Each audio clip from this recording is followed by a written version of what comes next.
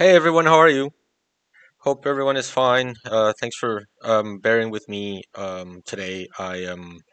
As you probably know, I uh, I'm an hour late compared to usual. I had some problems with train trouble, and I had to delay this. I see that we've had some action in the chat. So Eba Hussein, thanks for following. And oh, Rosova Tolerance, thanks for subscribing for 3 months. My God, amazing! I really need to get working on badges for long time subscribers. I really appreciate your support. So thanks for that. Oh, hey, Magic of Carols, how are you? Let me know if the audio is fine, if it's not too loud. Otherwise, I can fix it. Now I know how. Um, and yeah, so oh hey Odara, how are you? It's nice to see the chat populating. Just one person out there. How are you, Burnhunk? How are you? It really is that simple. um, yeah, we'll get to that in a second. We'll get to that in a second. Let's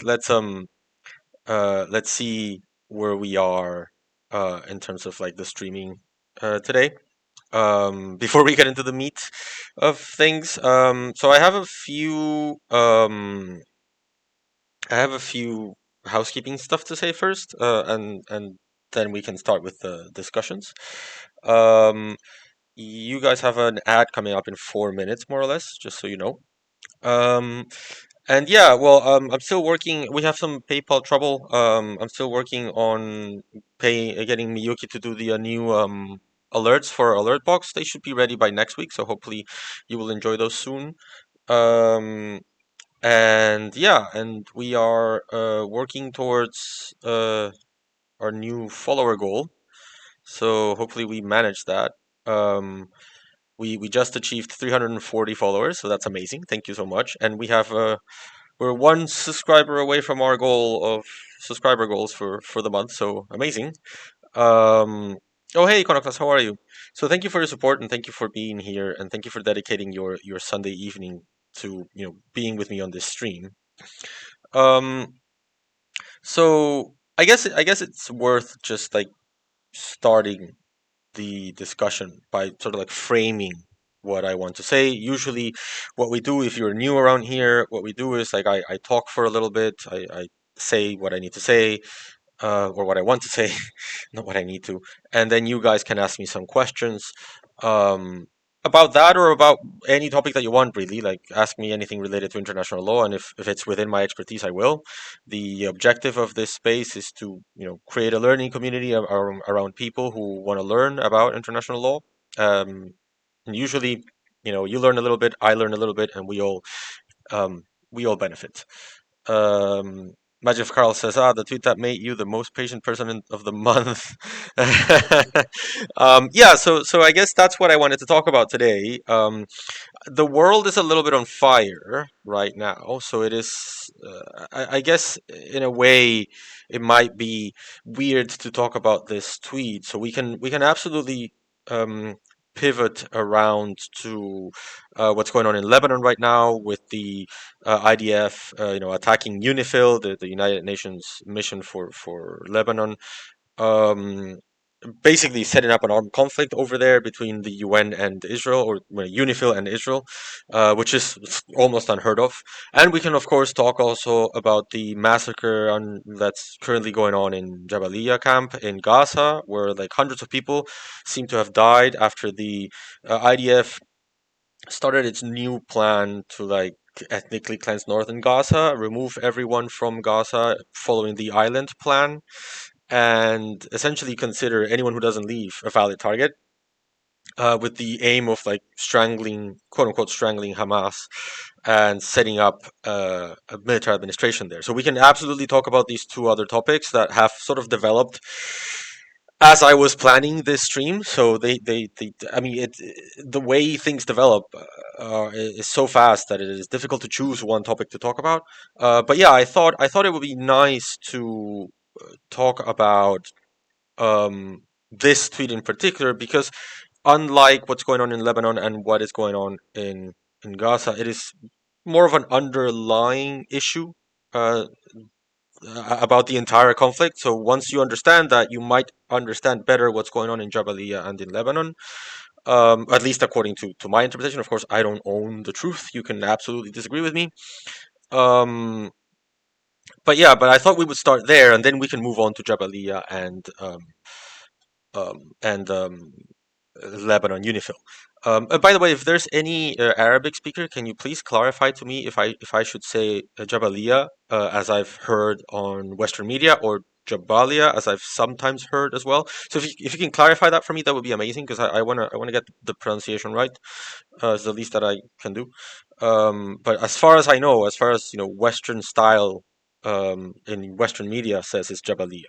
Um, yeah, so okay, questions are already popping in. Let's do a short roundup of that, and then we can start with the discussion of the topic at hand. Just one person out there says was wondering, how does UK media cover Gaza destruction? Polish media are silent. Well, depends on what you consider UK media, because in the UK you get through free. They call it Freeview. You get Al Jazeera, although Al Jazeera now has moved channels, and I can't find it on my own TV anymore. Um, but yeah, you can access Al Jazeera relatively easy here. If you're just referring about BBC, Sky News, it's generally bad. They're also very silent about it, and I guess Channel 4 would be the exception. Channel 4 was created in the UK as sort of like an alternative news option to the BBC. It's also publicly run. I guess that would be better, but generally, British media is very bad with this. Um, Cheese Thief says that every time he opens Twitter, he sees me getting into another fight. Yeah, well, getting the blue check hasn't been the best for this, because it attracts other blue checks. um, and yeah, Cheese Thief. Many of the peacekeepers that were hurt were Indonesian. Yeah, of course, I'm aware that you were from there. Um, So then I find Russell Tolerance says, I find it fascinating that they are so unhinged they can call it General's Plan, like General Plan minus the OST. I did not get that. Rasinov says is Jabalia. Okay, cool. Thank you. I will say Jabalia from now on. Thanks, Rasinov. I really appreciate that. See, Western media in the UK gets it wrong and says Jabalia. Uh, I'll keep that in mind. And Oadara is wondering about how China has remained relatively hands off. Yeah, we can talk about that as well. Um, but yeah, so I thought we would start with this, the infamous tweet note there, the infamous tweet over there, because I guess they. Oh yeah, geez, if they say Iran a lot, but that's more of an American thing than a British thing. In the UK, I've heard like more often than not say Iran, not Iran.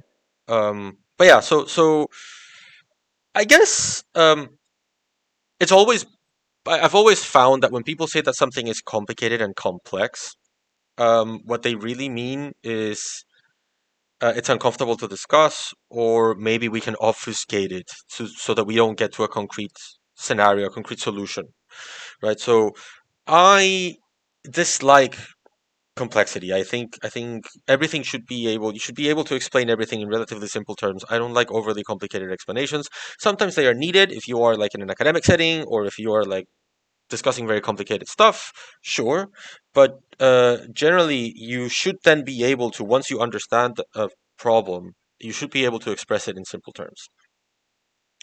And so the way I understand the Israeli-Palestinian conflict in its simplest formulation, um, is that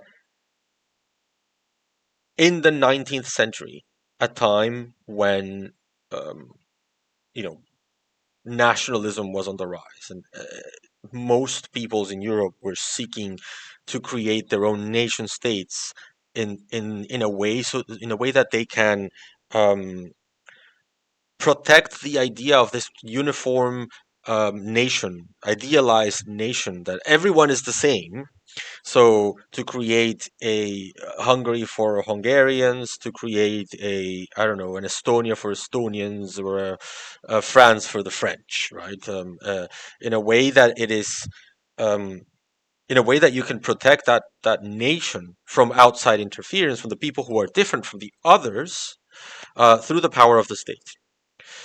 Everyone in the 19th century wanted to do that. It was a time when nationalism was on the rise. This is the time of German nationalism, Italian nationalism. Everyone was developing their own nationalisms, um, and creating states to enforce those national rules. So creating nation states, right? So it is from this um, world, from this way of understanding human organization and political organization, that one of these nationalisms emerged. And these people that defended Jewish nationalism, in the sense of we need our own Jewish nation state to protect the Jewish nation, is Zionism, right?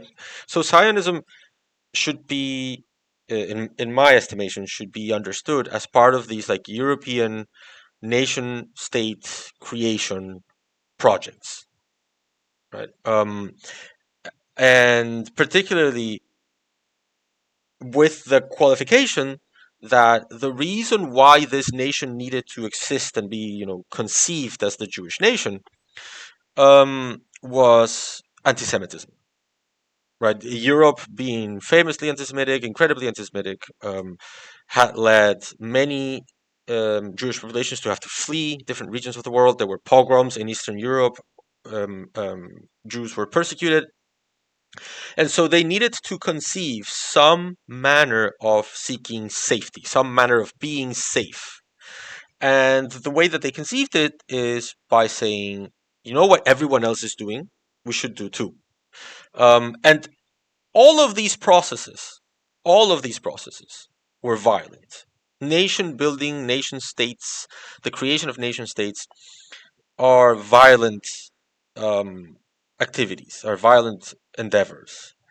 You cannot create the idea of the French without creating the idea of what isn't French. And so, for example, Roma people, traveler communities that were not, conforming to the idea of Frenchness, whatever that means, were discriminated, excluded from society. In Peru, in my own country, we have constructed an idea of nation that is based on the concept of the mixture of Inca and Spanish.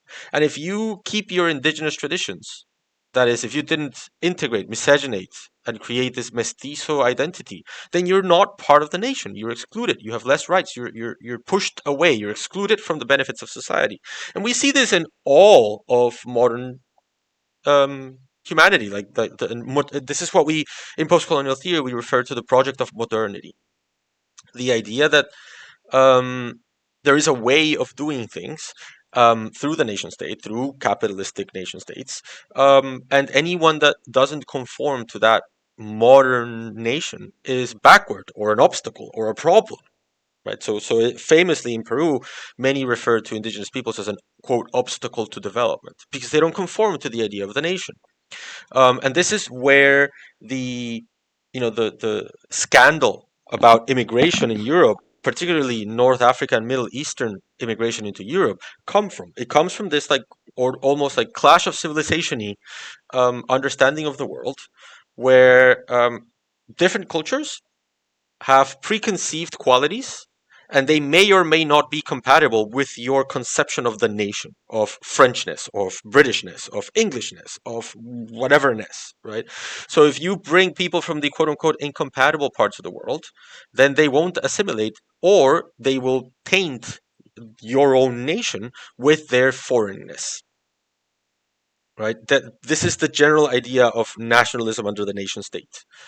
Right? So this is why there's race riots in the UK, because despite having a Hindu prime minister, Rishi Sunak, a Muslim mayor of London, um, and like so many ministers that come from like immigrant backgrounds and immigrant families, despite all of that, they are still convinced that people from specific cultures, from India, the Middle East, North Africa, can't possibly assimilate for some reason. I don't understand why they think that, because like the evidence points to the contrary. Right? But that's what they think. They think that because they are from those parts of the world, the weird parts of the world that we have decided are incompatible with our British values, they can't assimilate, and it's wrong to even try. So the more they immigrate, the less British you are. So this is the product of 19th century nationalism and the idea of the modern nation state, right? So if you conceive that one of those minorities, one of those people that were left out of the concept of the nation, namely the Jewish people of Europe, decided, what is the best way in which we can be safe from this system that is repressive, that is like you need to assimilate and become French, become English, become Polish, or whatever, um, is to do it ourselves. And the solution to the problem of anti-Semitism, the problem of lack of security for Jewish people, is the creation of a Jewish state, which in the abstract at that time, you would say, well, sure. If you grab an empty plot of land and you turn it into a state and then you want to do what everyone else is doing, sure, maybe. The problem is that by the 19th century, there were no empty plots of land. Right? I mean, unless you go to Antarctica or you go to the middle of the Amazon, and even in the middle of the Amazon, the non-contacted populations were already there. Right? So the idea that you could find empty places with no indigenous people was already absurd. Like, you're too late for terra nullius, I guess. But in the mindset of the 19th century, terra nullius was a thing because so because of the way that modernity as a concept, the modern nation state was created. It was created on the basis of the Enlightenment ideas. And under Enlightenment ideas, if you've read John Locke, essentially, if you don't properly utilize the land under the British model or the European model, if you are wasting land, then you are by definition almost not really worthy of protection. So colonialism in the 18th century, based on this Lockean idea of property, went throughout the world looking at communities and saying, are the Australian Aboriginals, um, are they worthy of being considered a nation or a state? No, because they don't do property like we do. They don't like circle, fence their territory and say this is mine and that's yours, and then no, everyone owns everything. Therefore, they're savages. They live in the state of nature. Right? And the same happened in Africa. The same happened in Latin America. The same happened everywhere that wasn't Europe, quote unquote. Right? Um, Hey, Mustafa Kansati, can I respond to your question later, though? Okay, I will respond to it later because it's gonna get me off topic. But please remind me when I'm done with this. Um, so, so it is in the context of this notion of we can find empty land that isn't well used that Zionism concludes, let's build a Zionist country in Uganda, where doesn't matter because it's Uganda, or the Argentinian prairies where there's no one, quote unquote, or Palestine where the land is being misused. This is the idea of making the desert bloom. Like it was a desert, quote unquote, right? There was nothing there really because the people that lived there were not really taking advantage of the land.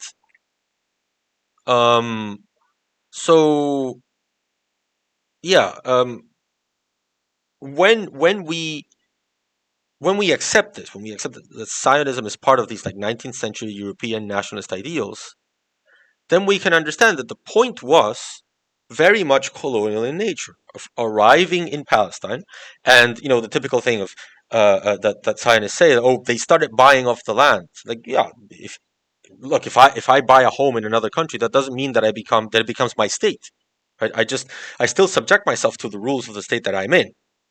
So eventually, the plan was buy enough property, create a state, and make that state the state of the Jewish people from wherever they are. whether they are already in Palestine, as the old Yishuf was, the old Jewish community of Palestine, or bring them from other parts of the world, right? So, if that is the case, then the project was always going to be this place, this quote unquote empty place, has Arab people of Muslim religion of Palestinian national identity. We can turn that land into a Jewish nation state where the nation, the ones that are going to be included, are Jews, and those who are not, these Palestinians, these Arabs that live here, will not be part of the nation. They will be separated from the nation. They will be the other, right? And so we will replace them with time, um, so that they leave. And this is what in 1947, in April 1947, so before the creation of um, April 1948, before the creation of Israel, the Jewish Agency for Palestine and Ben Gurion, the representative of the Jewish communities in Palestine, set out to do with Plan Dalet. Plan Dalet is the plan that Zionist forces used before the creation of Israel to expand into strategic areas throughout Palestine and expel the local population. Under several different historiographies, again, I don't own the truth, but under the historiography that I am most familiar with, it is this displacement of Palestinians that led Arab states to war after the creation of Israel. Because it was not just, oh, we created the state of Israel, but it was also, we created the state of Israel and 700,000 Palestinians have been displaced. And so Arab states declared war on um, uh, on the basis of those facts, right? And so, of course, the Haganah wins the War of Independence, and essentially the areas in pre-1967 borders become the borders of Israel, or well, eventually will become the borders of Israel, and that area is Hebraized, like it is turned Jewish by not allowing the people that fled that land to return, and or by subjecting the people that stayed to military rule until the 1960s and to lesser conditions of living with less access to the state, to the point where now there's a law in Israel that says that Israel is the state of Jews, not of its non-Jewish population. They are there, but they're not, they're not the point of the state, which is why Amnesty International says there's apartheid inside of Israel, not just in the West Bank. But so the point is that the original idea is the creation of a nation that is exclusively and excludingly Jewish, meaning that if you are not a Jew, you don't have the same representation you're the other in the society. You're the different one in the society. You're like the Bedouin that is being expelled from its land, or the Palestinian communities that cannot expand their neighborhoods because they're not Jewish, right? So, at its essence, and of course, then after 1967 and after the war, you have the occupation of the West Bank and Gaza, where the same thing was repeated, where up until this day in the West Bank, Israel is transferring its civilian population to areas that are Jewish only, replacing the Arab Palestinian population of the West Bank. And until 2005, did the same in Gaza, and it looks like it's going to do it again based on what they're doing with the island plan in northern Gaza right now.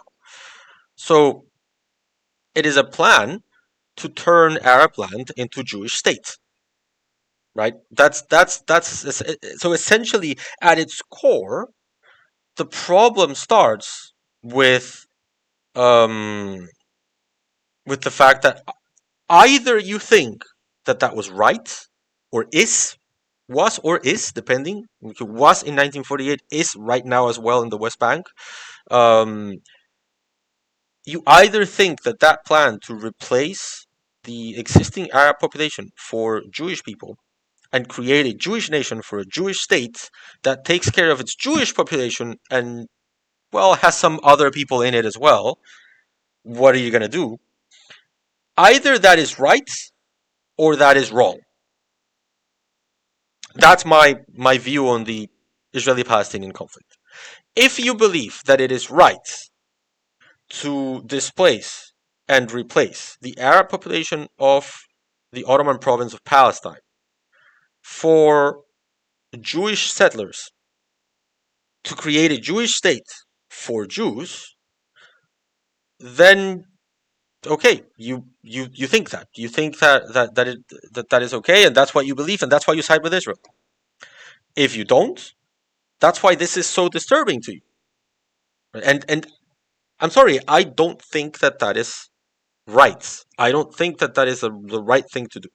And there's two different reactions to this realization, to this idea that maybe it is that simple. But maybe it's just that simple. One reaction is the one that says, well, you are um, ignoring the fact that it was not just Arabs that were replaced in Israel. You are also ignoring the fact that it was Jews who were expelled from the Middle East and North Africa that had to flee to Israel. So there was a double, ethnic cleansing going on. And the other one is the one that says, um, are you then suggesting that we need to destroy the state of Israel? So like Israel, so Israel is illegitimate on the one hand, like that's one of the reactions, and the other one is the Mizrahi Jews and their exodus to Israel. So on one, you're saying, oh, so if you believe that it was wrong to replace the Arab population for a Jewish population, then you are advocating for the destruction of Israel, and you are an anti-Semite, and you are advocating for genocide.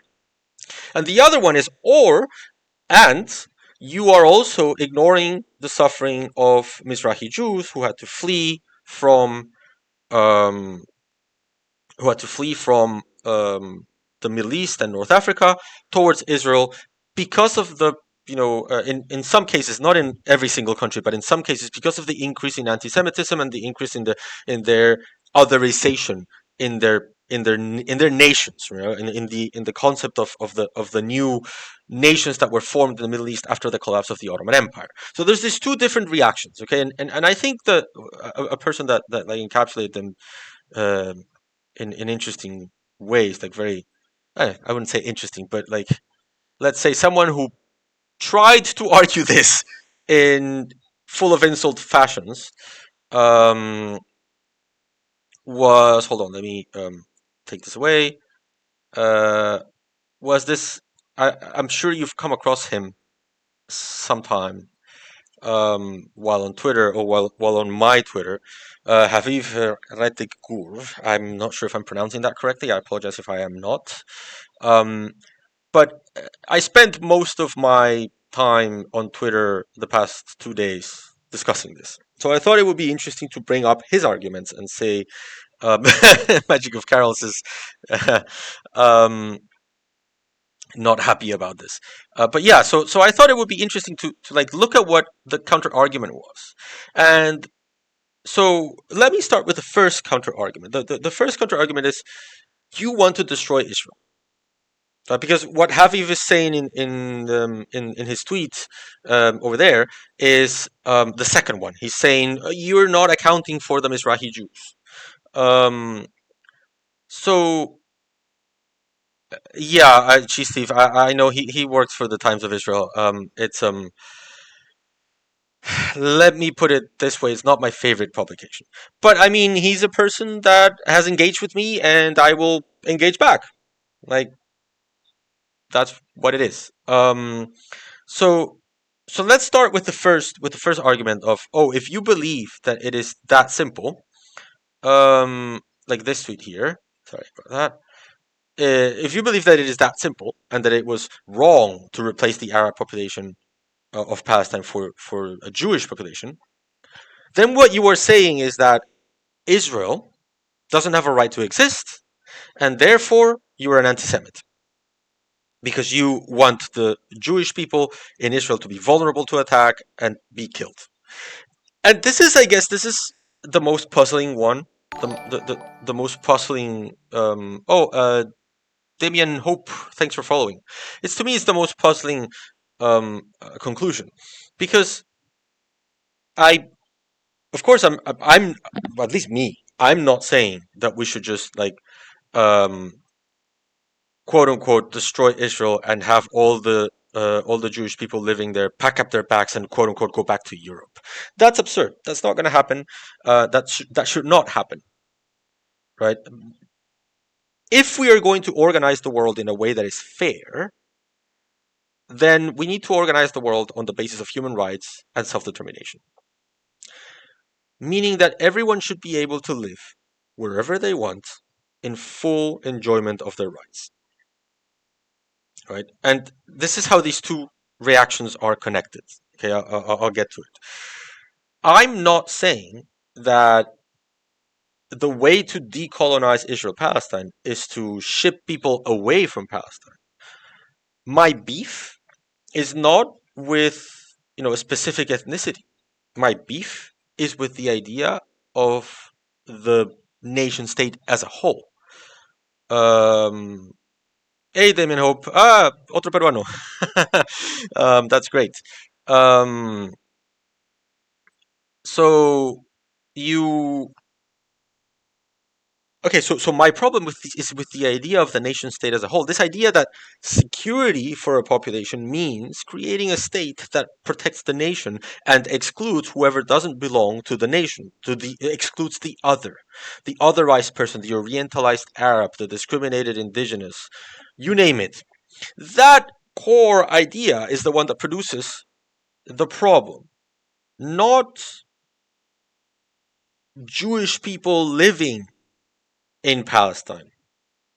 If there are Jewish people living in Palestine, they should live with full self-determination. They should be able to go to the religious sites. They should be able to buy property, exercise their human rights. They should like be able to marry under Jewish law, and essentially live their lives at their fullest, however they want in Palestine, but not at the expense of other people, not at the expense of Palestinians. Um, So Palestinians also have the right to live their lives um, in peace and to the full extent of however they want to live it.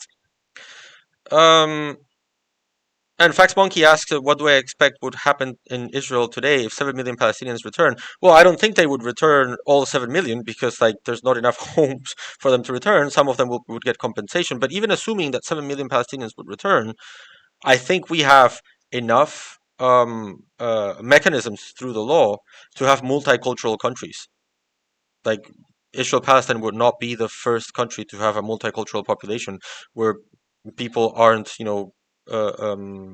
killed for their ethnicity just like that.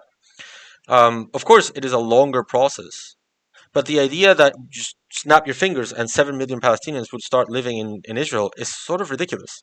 That's not how it would happen, and we don't even know if 7 million people would actually return. Um, and even if they did, I still think that the idea that you need to exclude these people from nationality rights, from citizenship rights, property rights, is kind of messed up. It's the thing that leads to insecurity, which is what I want to get to. So, I mean, I guess the equivalent would be, what do I think would happen if tomorrow a bunch of Dutch people move into Belgium, to Flanders? Probably not much. Now you probably think, oh, but Dutch people are not the same as Arabs. Why? Oh, because Arabs are violent and they hate the Jews. Why do you think that? And if so, how can we, construct a world where that is not how you think? How many Arabs do you know? I guess would be my question. So yeah, I don't think, and even if that were true, even if yes, all Arabs are monsters that want to kill all the Jews, can't we just create a country that is able to protect its own population all of its own population and all the rights of its populations, can't we create a national home for Jewish people in a in a state that isn't ethno-statish, in a state that isn't designed exclusively for Jews? How is it that the national home for Flemish people is Belgium, but they can coexist with Walloons? Um, I'll get to the questions about regional politics in a second. I just want to finish my idea, okay? But Fax Monkey's question was related to what I was saying, so it didn't sidetrack me so much. So I guess the first point is I don't want to destroy Israel. I want to decolonize Israel, and this is the same rule that applies to every post-colonial state, Israel included.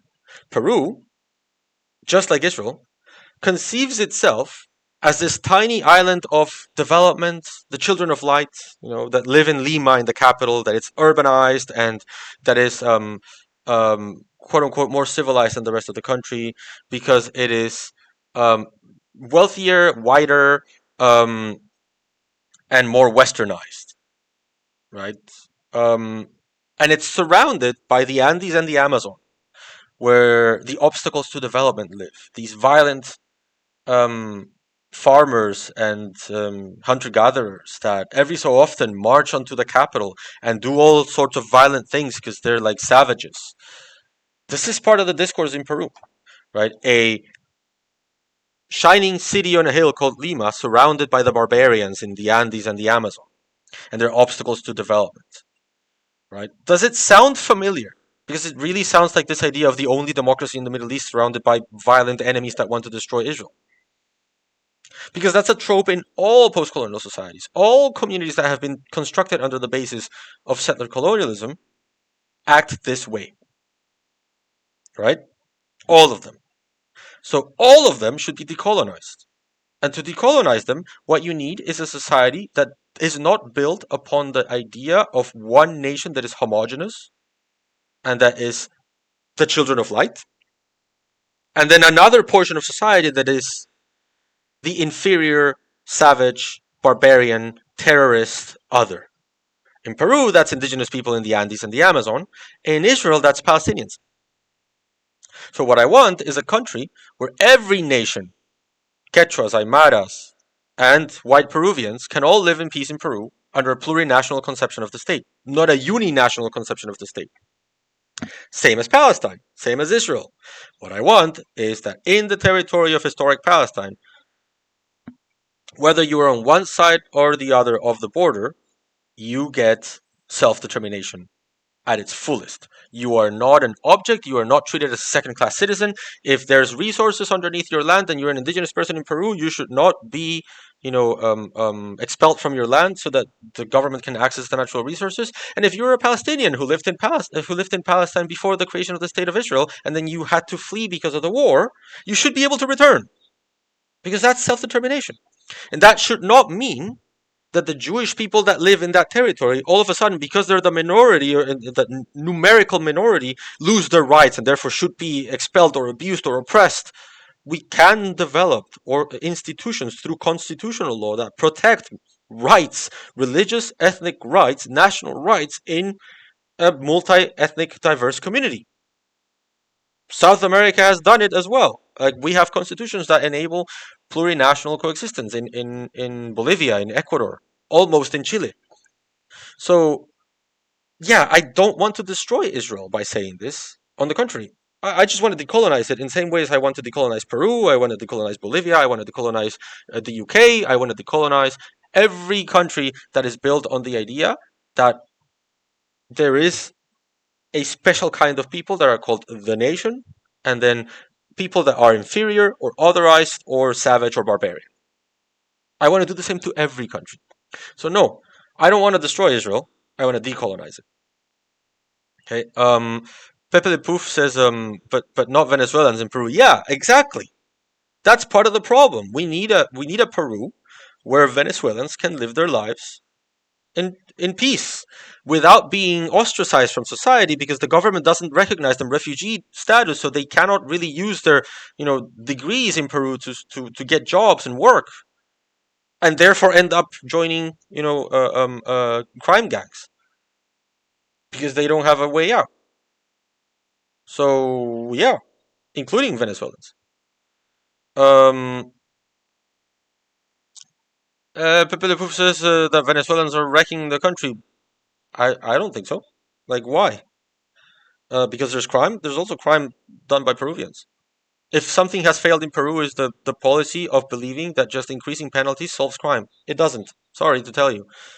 Um, the way you solve crime is to attend its causes. What, you think that all the criminals in Peru are Venezuelan? That's ridiculous.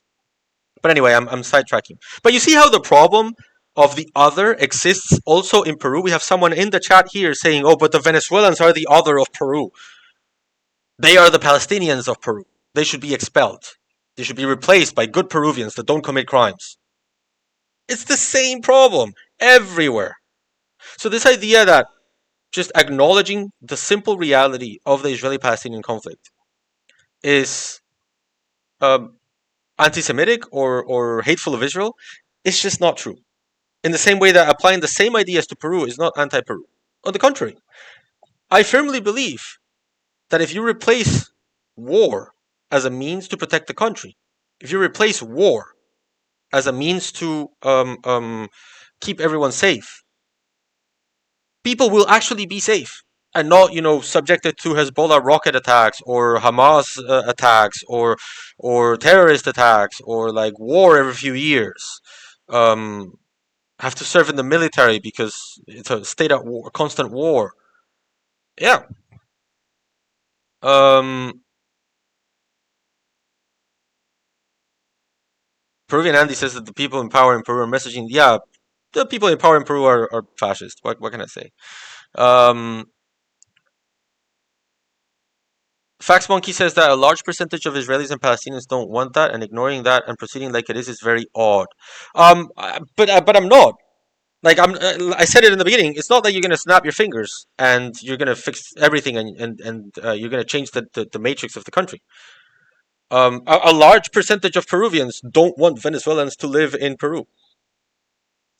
Um, these things don't happen. Like coexistence, tolerance, decolonization, don't happen overnight. And this reality of like Jews and Arabs and Palestinians hating each other, it didn't happen overnight either. It's not a rule. We don't live in the clash of civilizations where Arabs hate Jews and Jews hate Arabs. Um, Human beings aren't that way. Like up until a few years ago, Venezuelans and Peruvians got along just fine, and then now we don't. It's the same. Like, how many stories do we know of like people in the first Aliyah when the unorganized first mass immigration of Jewish people, European Jews, into Palestine? How many stories are there of like people getting along, even like Palestinians hosting Jewish families in their homes? There's no natural enmity because the clash of civilizations narrative is false. Um, okay, the chat is getting busy, so let me hurry up with what I want to say, and then we can go into the questions, okay? Because otherwise the chat is going to get out of control. So the second reaction is not, oh, you want to destroy Israel, but you're forgetting the suffering of the Mizrahi Jews. So it's like it's not just me that did it to someone; someone else did it to me as well. And this is Haviv's point. Um, he starts by saying that he wants to that I want to relitigate 1948. Act surprised, right? Because this is the you want to destroy Israel thing, and I guess it depends on what relitigating 1948 means, right? If it means if it means destroy Israel and ship everyone out of the country, then no, that's not what I'm proposing. I'm proposing to decolonize the nation state. That's it. If that's what relitigating 1948 means, in other words, not having as a basis of security, not having exclusive and excluding Jewish self-determination in Arab land as the basis of Jewish security, then yeah, we should relitigate that. We should reconsider why that is. Why isn't self-determination and in coexistence and human rights the basis for Jewish safety in the world? Not just in Israel, but everywhere else in the world. Um, because what Haviv is saying is, oh, but like here he says, uh, as long as the Jews have no right to the ancient Jewish spaces of Baghdad that were taken from them, as long as no refugee, literally none of the 100 million refugees of the 20th century, has such a right anywhere, and no one even pretends otherwise, neither do Palestinians. So you did this to me, so I'll do it to you.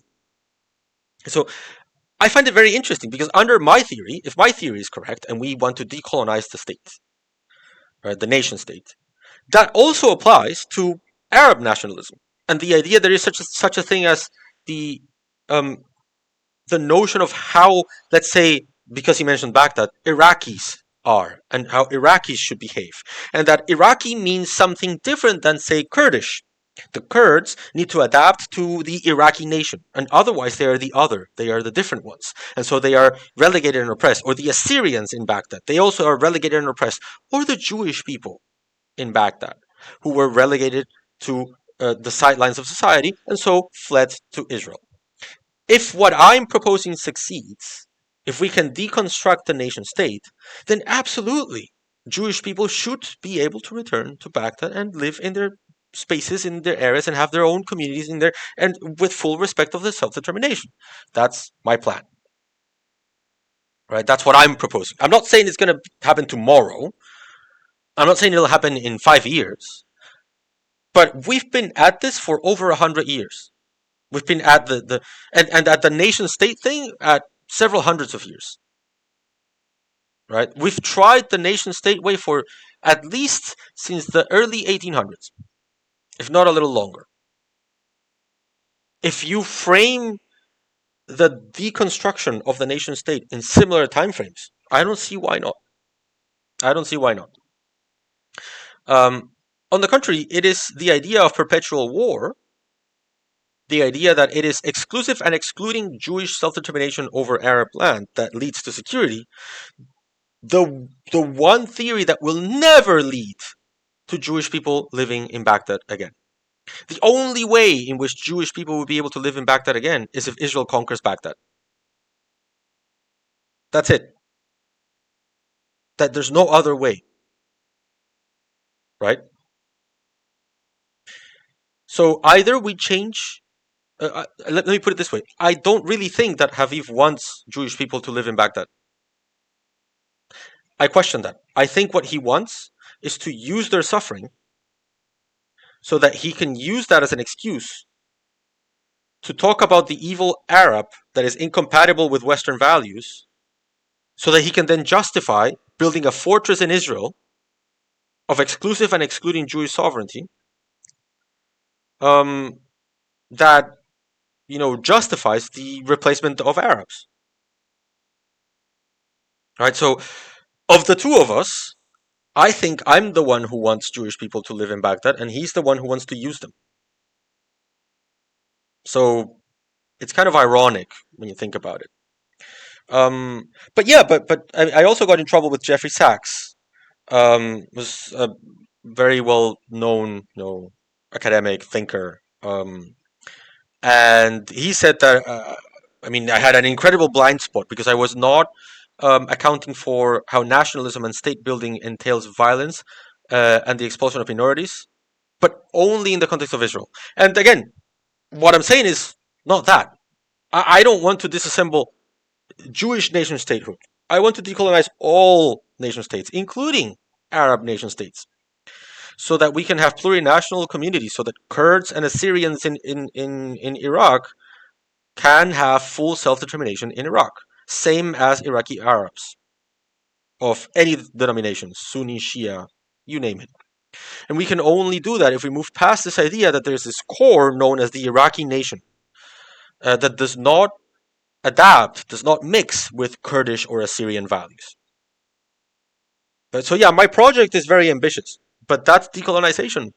It's not less ambitious than ending empires in the early 1900s. Right? It was crazy to say, like in 1901, 1902, crazy to say, oh yeah, we need to end imperialism, and all these countries in Africa, they should be independent. It was insane. Same as insane as saying, "Oh, I want to end slavery" in the middle of the 1700s. "Oh, I want to end slavery." "Oh, you're crazy. That's never going to happen." Yeah, I want to decolonize the nation state. It's going to take time. It's going to be difficult. Yep. It's still better and leads to more security for more people, including Jews and including Israelis, than nation statehood and forever war. Call me an idealist, but less crazy things have happened before. Uh, just one person out there asks if I want to decolonize the US too. Oh, by all means. Oh my God, do I want to decolonize the US? And this is something interesting because people think, what does decolonizing the US mean? Does it mean that you're going to expel every single white person back to Europe and you're going to get all the indigenous Native Americans back in control and you're going to grant the keys of New York City to Native Americans? No, of course it doesn't mean that. It simply means allowing people that have been oppressed and excluded from the idea of the nation full self-determination. It means establishing plurinational states other than uninational states. It means that African Americans, Native Americans, and other racial minorities in the United States can achieve social justice, because the idea of the state is conceived through this notion of the social contract, right? The idea that the we quote unquote, who's we, consented to live in a certain way. But there are aspects of the social contract that are sort of are blind spots, right? So, for example, there's a racial component to the social contract.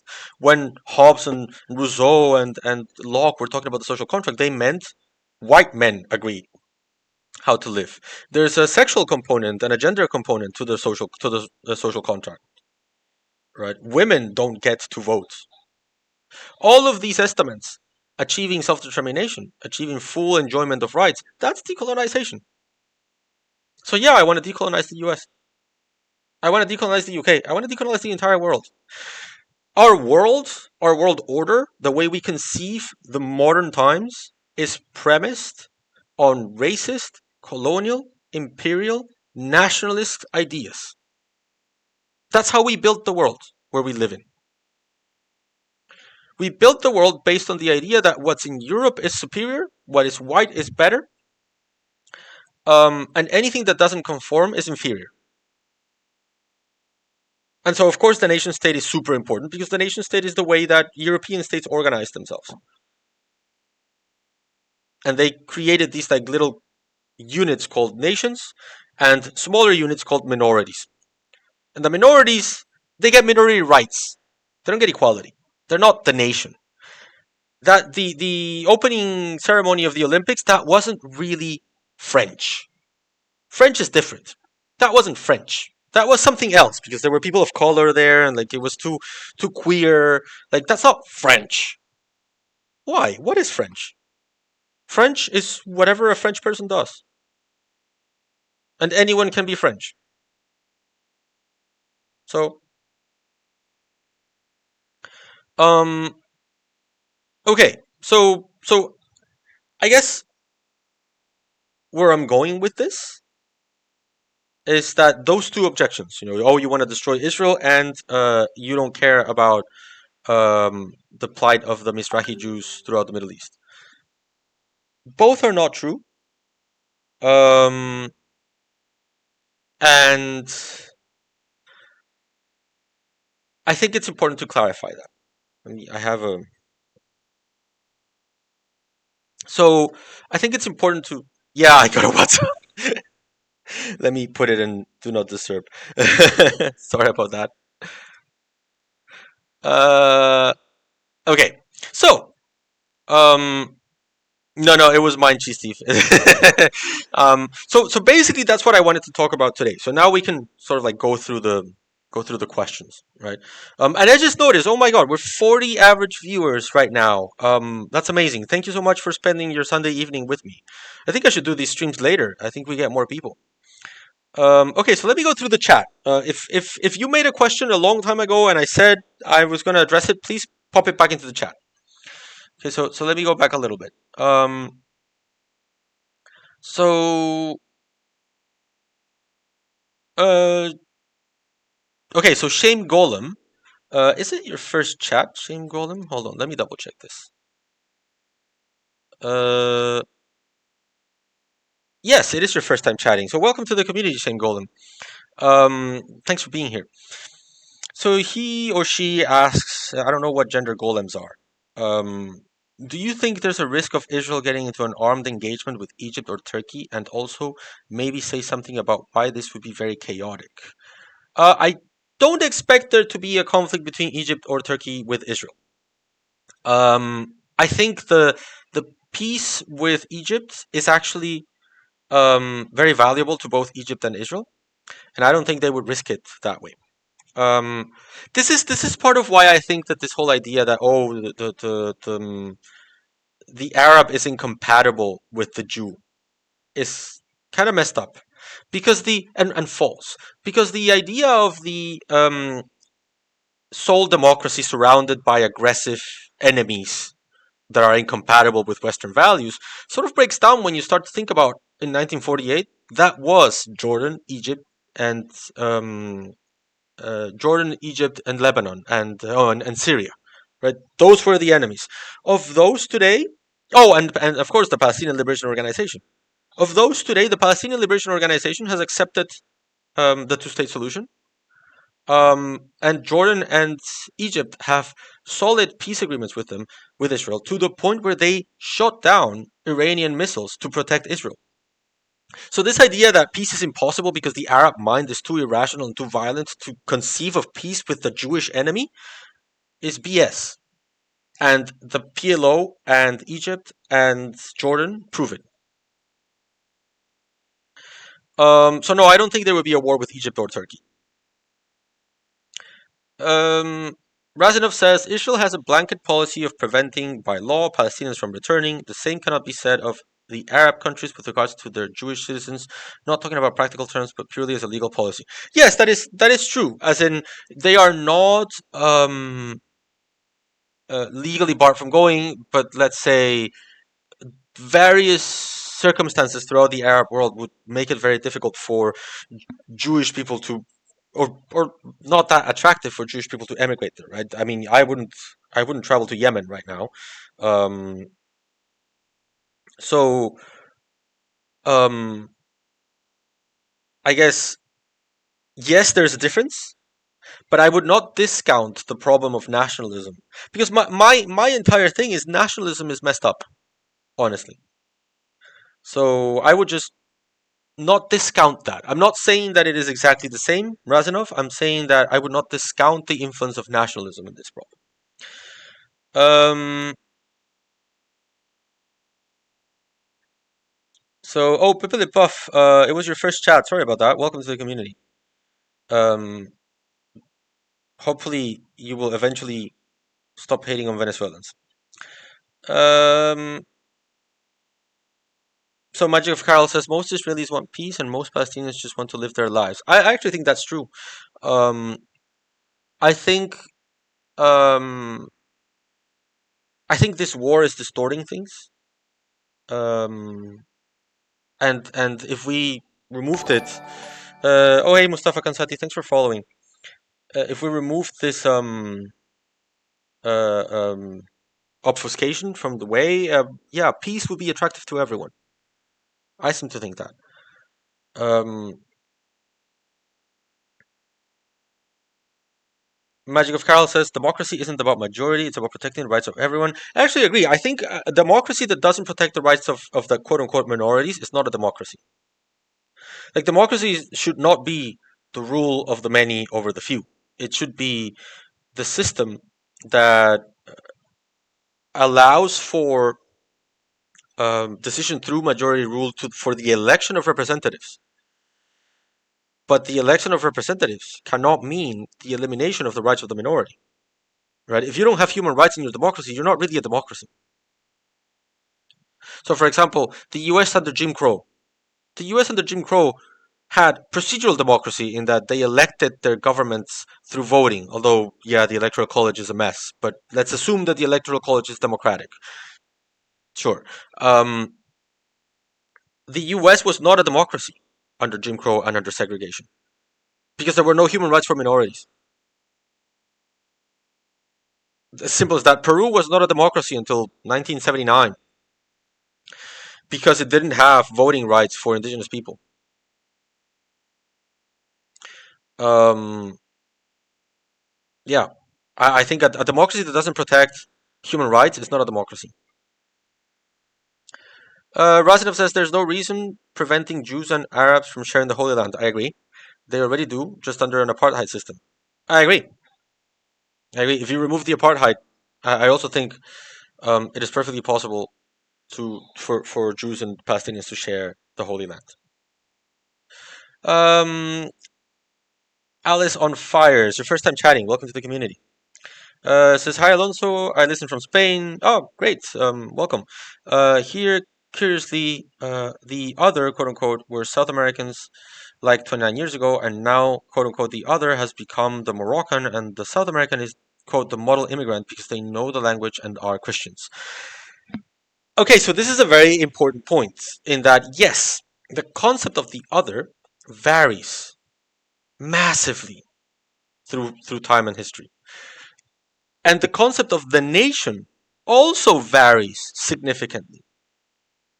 Right? So was let's put it this way, okay? Was St. Patrick's Day part of American national culture? Probably not in the 1800s, where the Irish were discriminated against because they were not white enough, right? But it is now. I mean, St. Patrick's Day is bigger in the US than in Ireland. So what changed? Right? The American nation, the US nation changed. And the other became part of the nation. Now saying I'm Irish in the US is super acceptable. And part of whiteness in the US, right? So the concept of the other and the concept of the nation are artificial and constructed. We can change them because we made them up, right? And this is what I feel about Venezuelans in Peru, for example. I'm sad. I'm not sad. I'm happy to tell you, Pepe Le Puff, that in some time, a lot of stuff that you now consider Venezuelan will be very Peruvian, and there's nothing you can do about it. There's absolutely nothing you can do about it. So yes, this example from Spain is perfect. These are all constructed concepts. They change over time. And it is important to be aware of that change. Because like this change from of the South American from the other to the model immigrant took 29 years. Okay, you want to tell me that the Palestinian-Israeli conflict is 3 times more complicated. Okay, 90 years is not that much time. It is actually less time than the time we have spent defending and justifying and exclusively and excluding Jewish sovereignty and self-determination program in the Middle East that has led to how many wars and how many people dead? So yeah, if you tell me in 90 years we'll solve it, okay, I think that's more productive than what we're doing right now, which is forever war that will never end and will never lead um, Israelis and Jewish people to be safe in Israel. Because they will continue to be like they Israel went into Lebanon in 1982 to destroy the PLO. The result was that it created Hezbollah. Now it's going into Lebanon to destroy Hezbollah in Lebanon. What else are they creating with this other new war? War has a way of coming back more violently. War does not produce peace. Escalation does not produce de-escalation.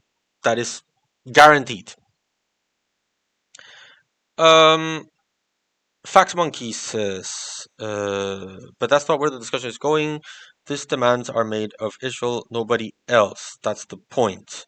I'm not sure what demands you're referring to, Fax Monkey, but I mean, I demand of Israel the same thing I demand of Peru: decolonize and treat the other as part of your community.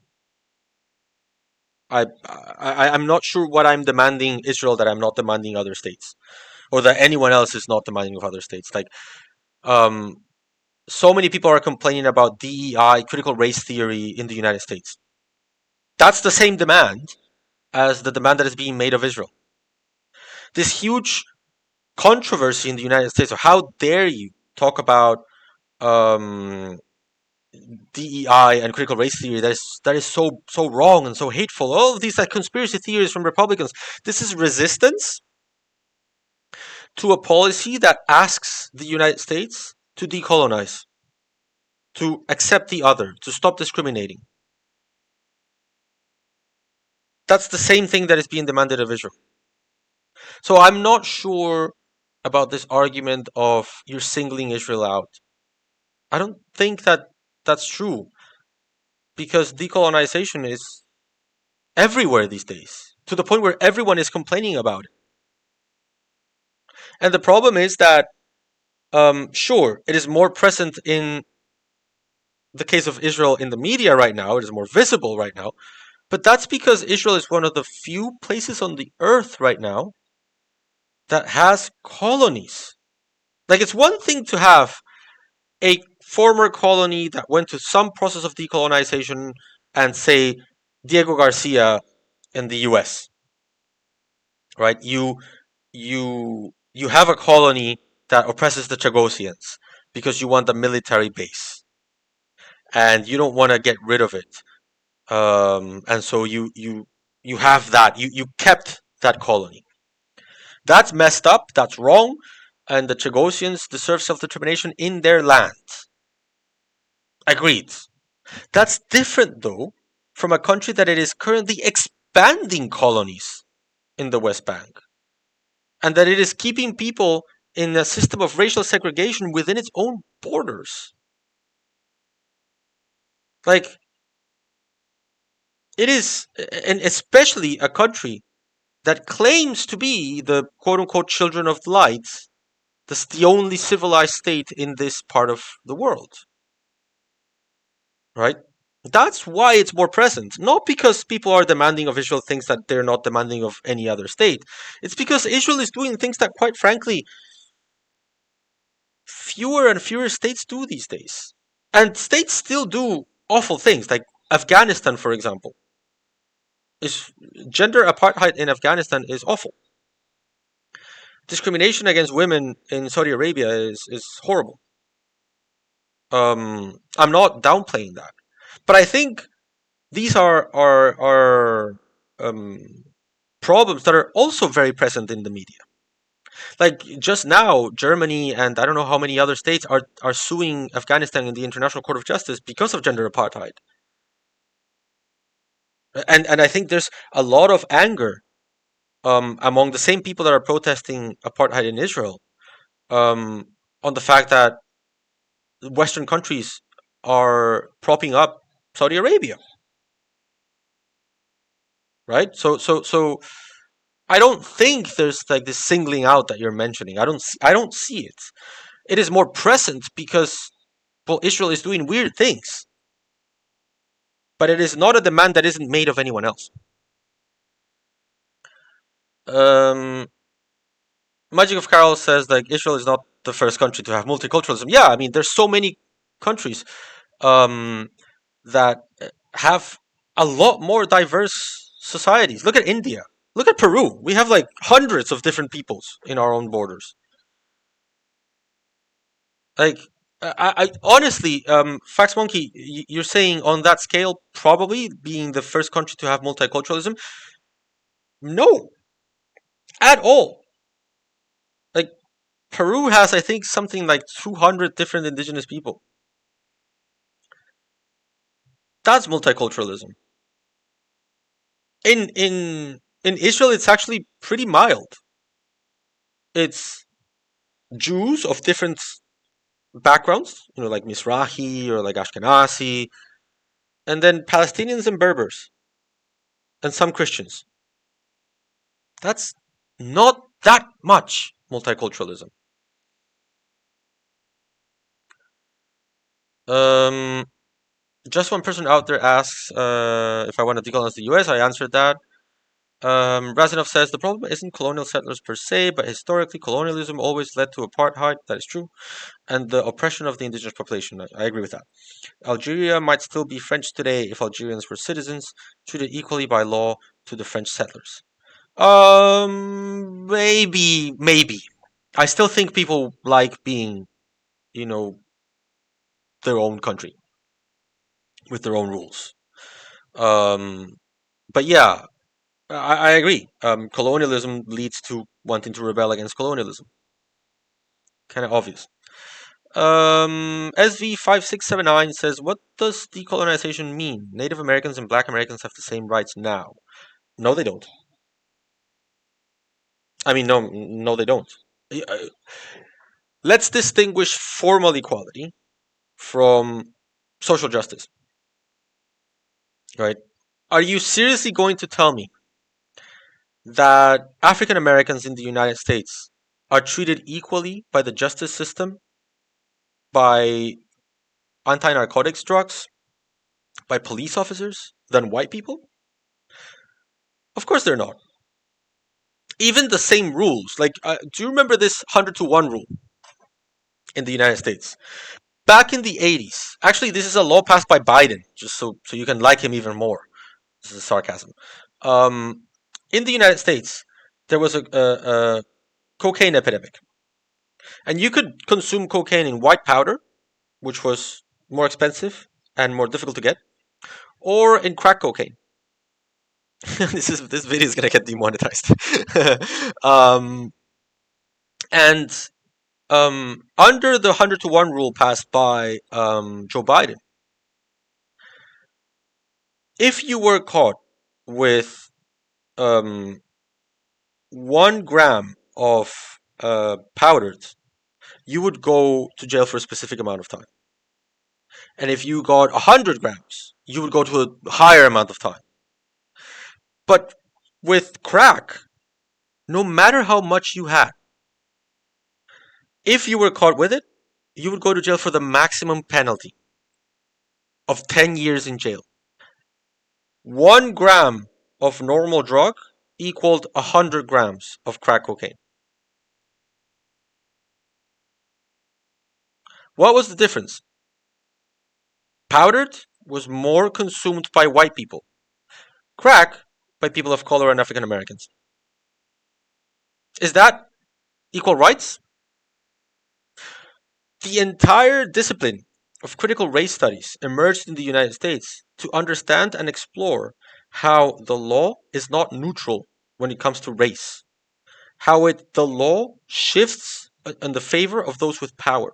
And those with power are the ones that have whiteness on their side. So no, Native Americans in their reservations don't have the same rights as the rest of the country. Neither do African Americans. To decolonize that reality, the reservation should not even be needed.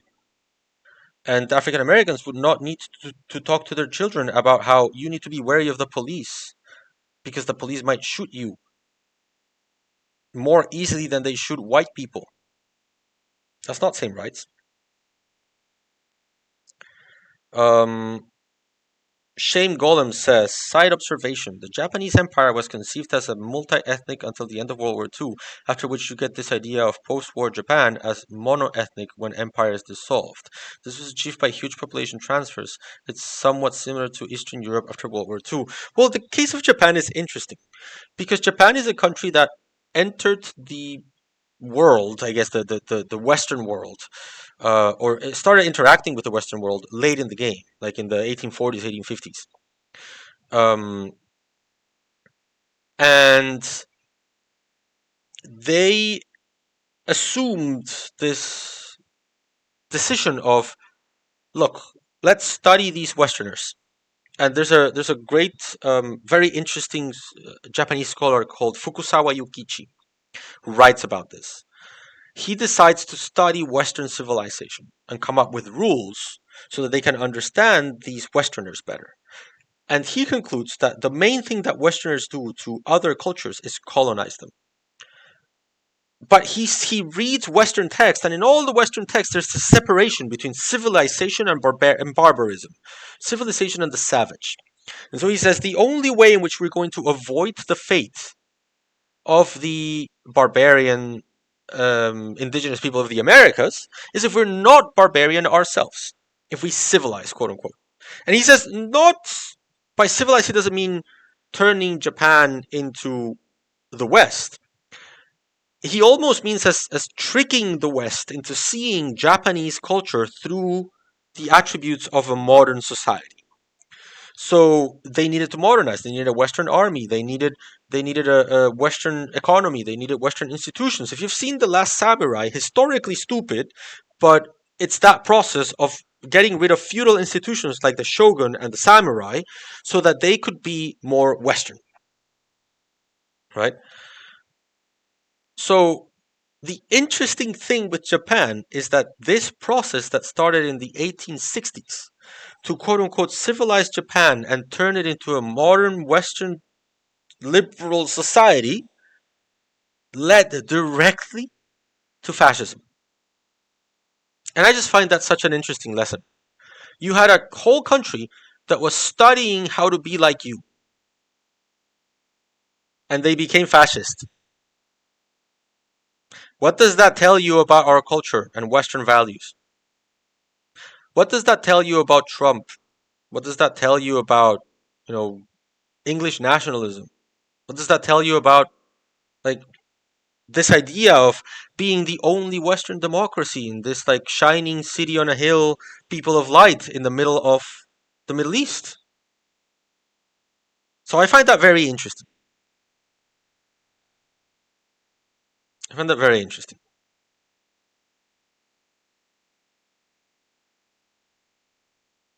Okay, let me see what else. Uh, Fax Monkey says that asks if I understand that to get from here to there, if at all possible, will lead to rivers of blood. I don't know that. Do you know that? I don't know that. I think we have rivers of blood right now. I mean, what is Jabalia if not rivers of blood? What is northern Gaza if not rivers of blood? What is October 7th if not rivers of blood? What is the 2006 invasion of Lebanon, attack on Lebanon, if not rivers of blood?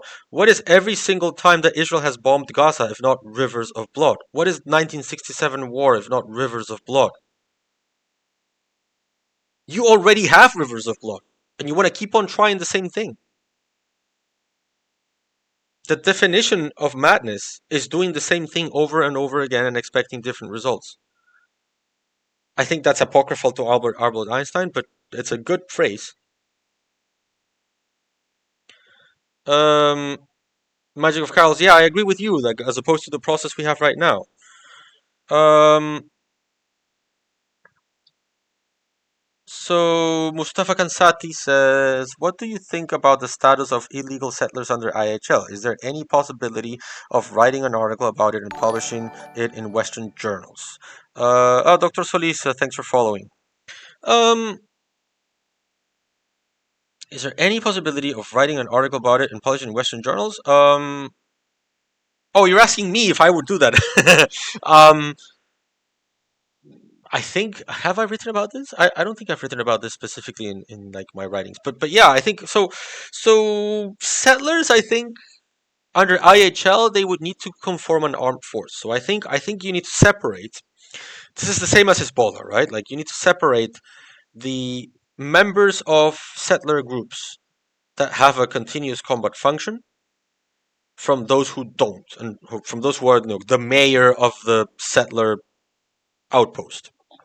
That's different from the guy with an AR-15 that goes every night to torment Palestinians in their homes, right? Um, and you would also need to determine whether settlers are directly participating in hostilities when they engage Palestinians in this way. I think that is possible, provided that the threshold of harm is met, so that they are actually engaging in violence, not just going to insult. Like that guy that went to that Palestinian's home and said, "If I don't steal it, someone else will." He's not directly participating in hostilities, right? But if someone has a continuous combat function, meaning if someone is in charge of attacking civilians in the West Bank, then yeah, they could potentially be considered an armed group. More complicated than that is that under the definitions that the United States, the United Kingdom, and Israel have of who is and who isn't a terrorist, and therefore who is and who isn't targetable, under their extremely broad rules that I disagree with, under those rules, then yeah, they would be valid targets. Most of the settlers, I would disagree with that because I think you should differentiate those that engage in combat from those that do not. But I think you could make a case for settlers as having their own armed force in this conflict. I don't know if I will ever write about this because I have like 4 articles on the way, so I'm a little busy right now with that. But thanks for the idea. Yeah, maybe. Um, SV5679 says, "What about Russia? What about Russia? Can you please clarify that?" Um, Shame Golem says, "My concern would be more that Israeli settlers would instigate against Egypt. That is a possibility." Gila Monkey, it's your first time chatting. Welcome. Welcome to the community. Uh, Says, universal suffrage is an essential component of a democracy. Yes, it is, but so are human rights. So there's a document called the Inter-American Democratic Charter in Latin America that essentially says this. To be a democracy, you need to respect human rights. Just having majority rule is not enough.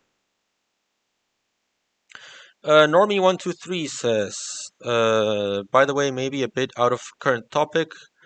Do I then understand correctly that we are now in a phase of potentially entering into new international armed conflict, one between Israel and the UN? I read your and Adil Hack's tweets, but I did not fully understand the final take. Yeah, so this is a complicated one. So international armed conflicts exist whenever two states use armed force against one another, or whenever entities with international subjectivity engage in armed force against a state, or a state against one of those entities. So these entities that have international subjectivity include international organizations. So technically, you can go to war with the UN in an international armed conflict. So I would think that the party to the conflict would be UNIFIL, not necessarily the entirety of the UN. But yes, right now, as things stand, I do believe that there is an armed conflict between Israel and UNIFIL, meaning that the rules of IHL apply.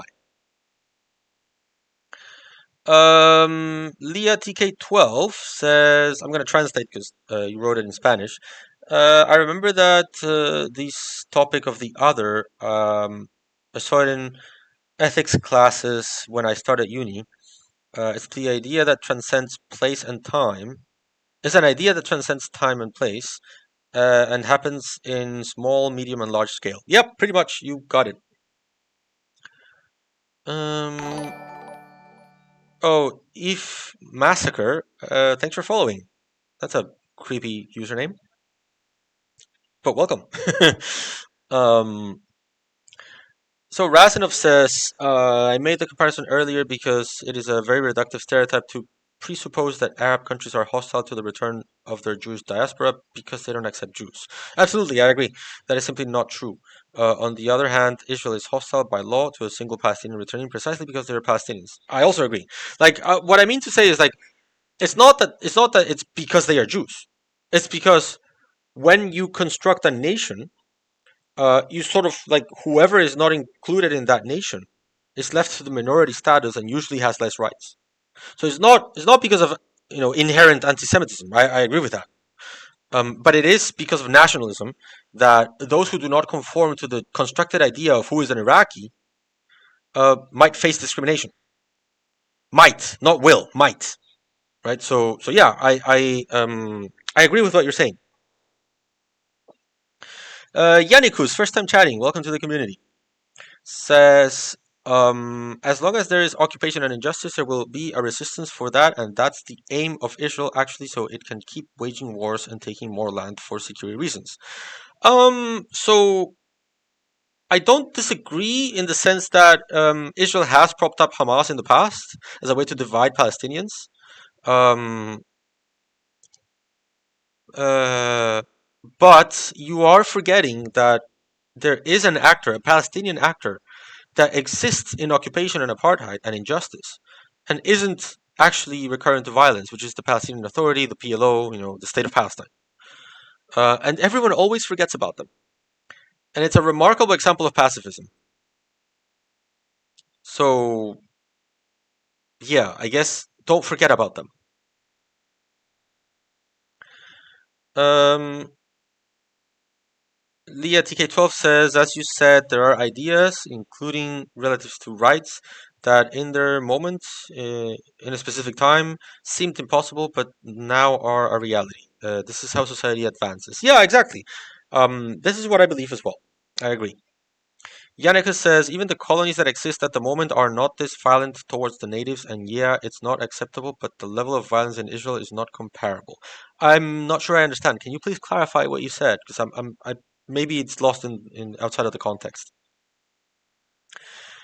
Shame Golem says, competitions about who invented multiculturalism, the telephone, sumo wrestling, etc. are classic nationalist discourses. I agree with that, yeah. Not how history works, to be honest. The search for an origin is usually search in vain because you can always find the origin of that origin. Um, so SV5679 says, no, they are not treated equally by the justice system. Oh, you're referring to like Native people and African Americans. Yeah, okay. In theory, they have the same rights. They can live and work anywhere in the U.S. for work, education, etc. This is distinct from Israel-Palestine. I mean, it's different kinds of oppression, but oppression nonetheless, right? Shame Golem Israel says Israel does attempt to claim it's respecting formal equality in international law, but its arguments tend to be convoluted and implausible. I don't see how they could possibly be respecting formal equality with the absentee property law. The absentee property law is a law that says that if you left your home from Palestine in 1948, no matter where you moved, if you moved to your neighbor's house, like across the street, if you moved from your house, then that house belongs to an absentee person, someone who's not there. And so it can be allocated by the state to a Jewish family for the purposes of population. So you have Palestinians who left their home in what is now the territory of Israel, so they could move to another part of the territory of Israel, so they live in Israel proper, and they are treated in Israel as foreigners that are not there. And once a year, they demonstrate through the cities saying, we are here, we did not leave. But their property is still, to this day, taken from them. They are evicted because they're quote unquote absent, so they're not there. And then their house is allotted to a Jewish Israeli. That is not formal equality. That is apartheid. Um, let me see. Let me see what else. Chisif says that, to be specific, they studied Prussia. Yes, that is true. They studied. The Japanese actually got a Prussian general to teach their army. It's a fascinating story. That's where the Last Samurai story comes from. It wasn't Tom Cruise. It was a Prussian general. Actually, there's a fascinating conversation between the Japanese delegation and Otto von Bismarck in Germany that has been conserved to this day. Um, so it's really the history of 18th and 19th century Japan is really fascinating. Seed 6IX says, what are the likely consequences of the IDF attacking the UNIFIL base, and why are they unarmed? Um, I don't think that they are unarmed. I don't know, but I don't think they are. I just don't think they have um, authorization to engage the IDF yet. So basically, peacekeepers have to do whatever is in their mandate. And if this doesn't include attack Israeli forces, then they cannot do it. They can do what is called unit self-defense, meaning that if you shoot directly at them, then they can defend themselves shooting back. but given the way that the attacks are happening by the IDF, it's very difficult for them to like respond. Because like, imagine you're a dude with a rifle in an observation tower, and a Merkava tank shoots at you. What are you gonna do? Shoot back at them? Or they were poisoned with gas today. What are you gonna do? Shoot poison back at them? It's very difficult to like defend yourself in these circumstances. Average water drinker says that. Oh, you never thought about it like that. What did you not think about like that before? I'm interested. Um,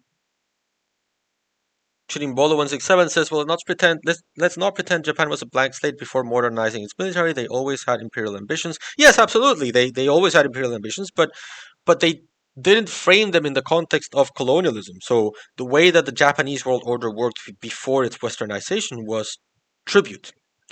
Um, Korea had to give tribute to a specific feudal family lord in Japan, and that meant that they were in the Japanese sphere of influence. It is only after modernization that they conceived of colonization as going for resources and colonizing Korea.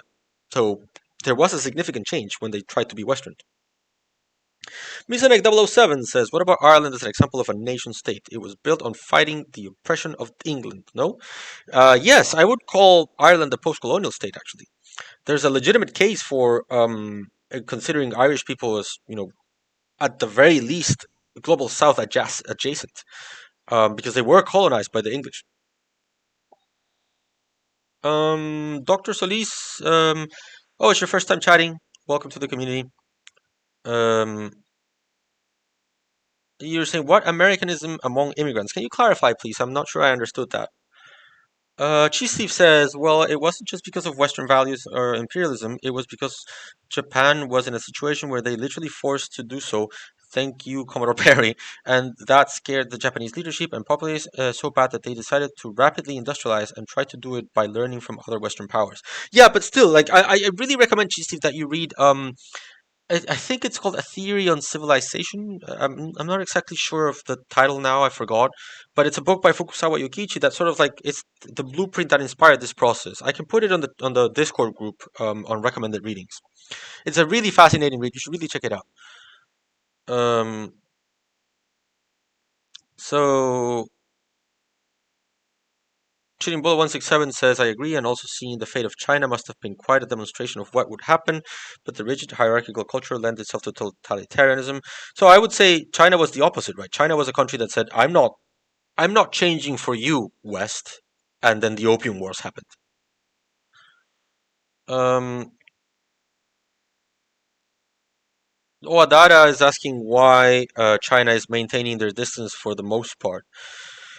Well, I think China has been vocal about its. I mean, radically so. China has been vocal about its argument that there is some sort of like uh, right to resist colonization without actually endorsing October 7th. So they have not been silent. They have been making their statements. What they have not done is taken center stage. And I don't think they want to. I think China is biding its time because I think the big fight that they want to pick with the West is Taiwan. Right. So I think it's not the right time yet. There are other actors that can engage this problem other than China. China is very strategic at this point. Um, why Russia isn't getting involved? Well, I think Russia isn't getting involved because of Ukraine. It cannot handle two crises at once.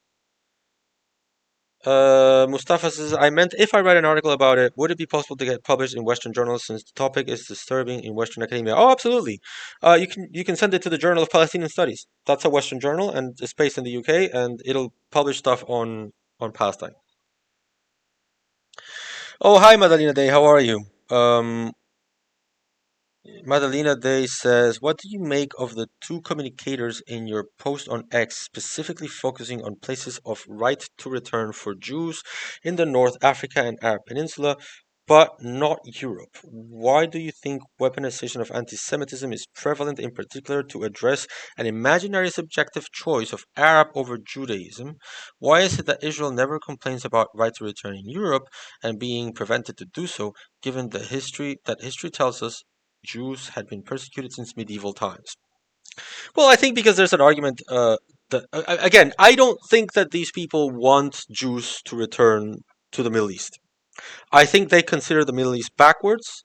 I think they consider the Middle East unworthy of um, immigration. It's only worthy of colonization. So I don't think that they actually want Jews to return to North Africa and the Middle East.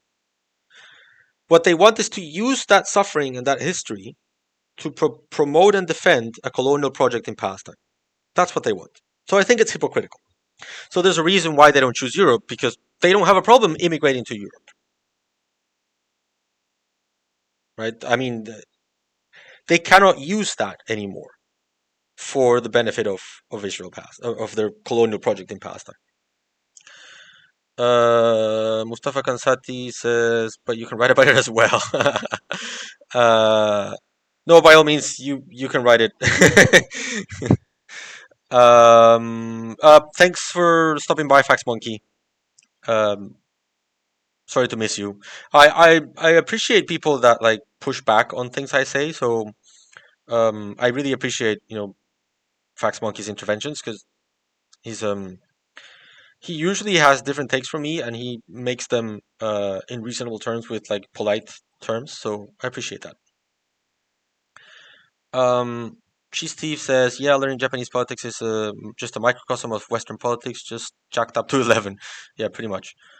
Um, Yannicus says, but the PA is acting as an arm of the Israeli army in the OPT. They never defended Palestinians against settlers or the occupation and got a long history of working together, so I don't think of them as different entities from Israel. Yeah, this is a very common take, particularly by people that are very frustrated with what the Palestinian Authority is doing. And I understand that. I guess I understand the frustration.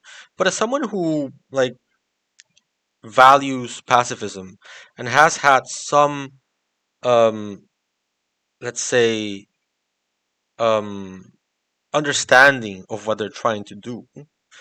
Um, I don't think this comes from a conviction of let's just be collaborationists with Israel because we hate Palestinians. It's that I think after years of violent action, they realized what Israelis have yet to realize, that they could accomplish more things through peace um, than what they accomplished through armed violence. And I think they have a valid point in a way. They have made mistakes, like probably signing Oslo was a mistake um, in the long term. Though I'm not sure they could know it at the time.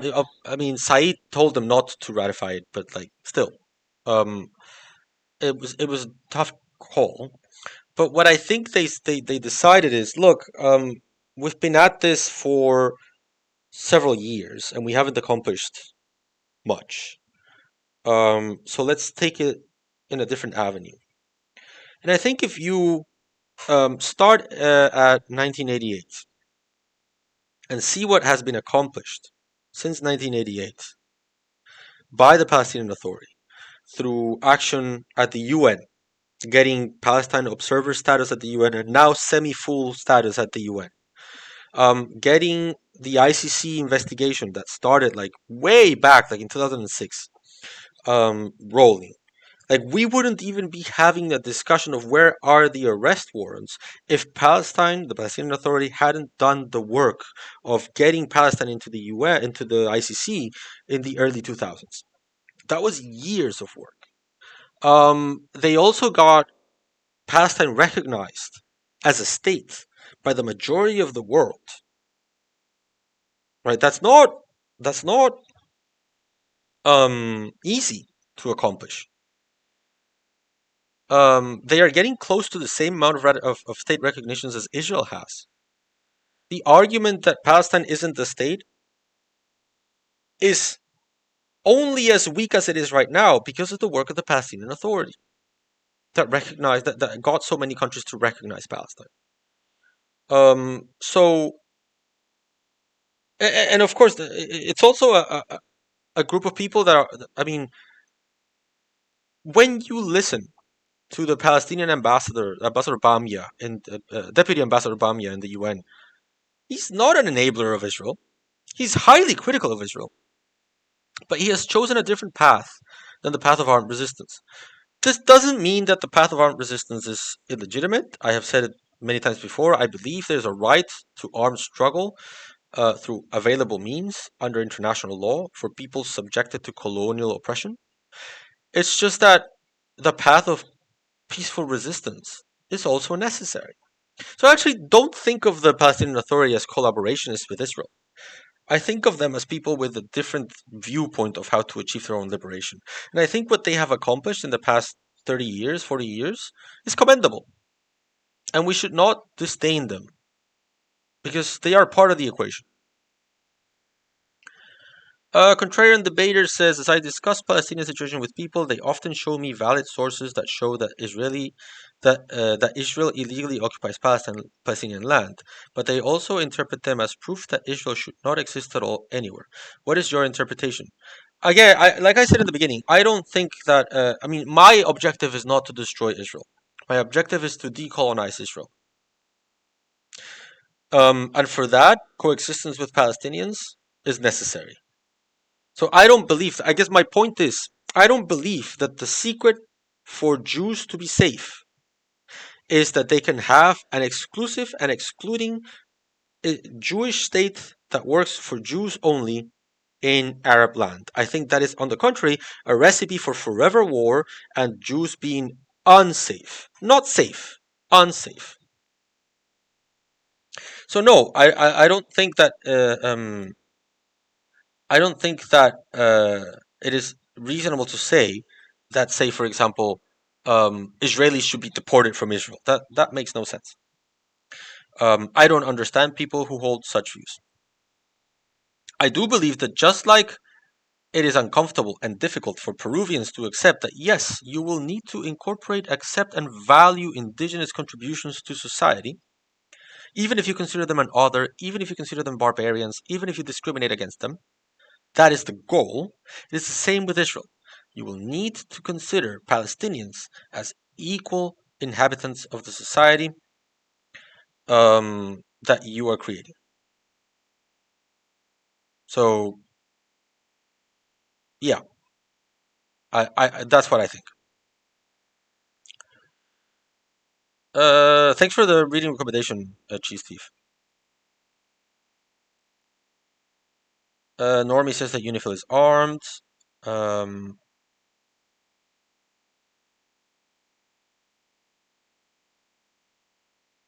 uh, so, contrarian debater, I don't know why your account is flagged, and I'm not sure I know how to make it visible. I get a notice that says that you are evading a ban. So I don't know how to fix this. Maybe the mods can sort it out.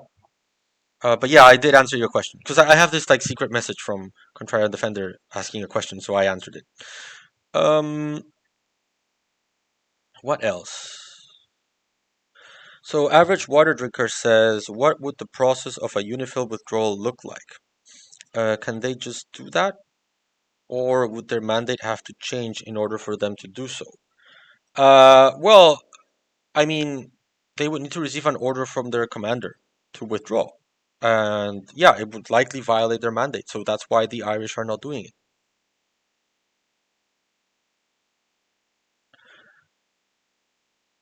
Um, let's see what else. Rasova Tolerance asks, is it legitimate for China to take over Taiwan, even militarily, since it's technically their territory? Well, okay, so whether Taiwan is part of China or not is a complicated international legal discussion.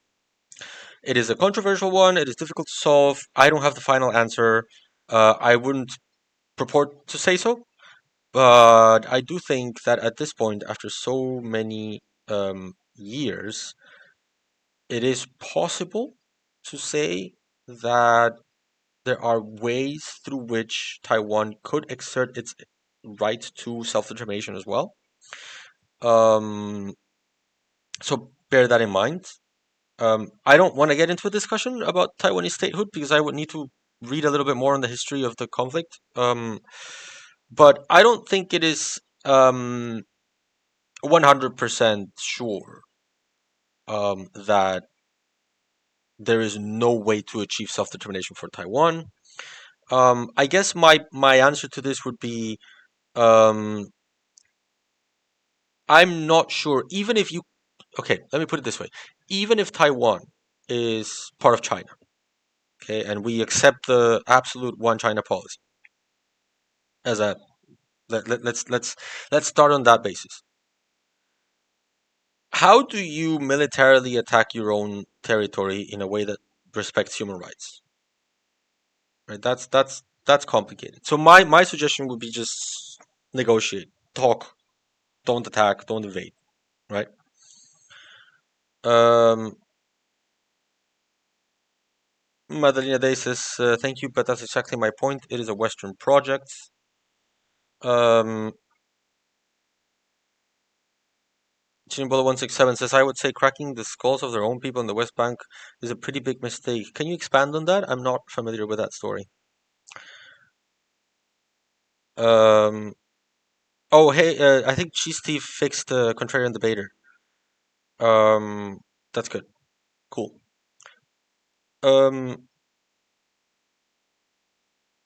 Shame Golem says, however, living in a society where Palestinians had substantive equality would mean that Israelis would have to give up a lot. Well, that tells you a lot about the current state of Israeli society, doesn't it? I'm not sure that Israelis would need to give up anything other than power over Palestinians. But if they do need to give up a lot, then what does that say about Israeli society right now? So, Contrarian Debater, welcome, says, so Palestinians have the right to have a state in the Middle East, but Israelis do not, right? No, I have not said that. Um, that's not what I said. On the contrary, I am not someone who advocates for. So I'll put it this way: it is not my place to tell Israelis and Palestinians how they should solve their dispute. So if the two-state solution is what most Israelis and most Palestinians want, then that's okay by me. But if you ask me my opinion about what a post-colonial decolonizing approach to Israel-Palestine would be, it would not look like the two-state solution. So to me, it would look like more like what people call the quote unquote one state solution, um, where you have one single territory with a multinational, a plurinational nation in that state, where all Jewish people can do everything they want as a recognized nation under that state, and so can Palestinians. It's similar to what um, Bolivia advocates in its constitution when it tries to create a plurinational state with its Aymara and Quechua and other indigenous populations to recognize that each of these nations needs to have equal rights, equal national rights, and equal self-determination within the state, and that no one single group should be the other. So no, I don't. I think that statement is misstating my position.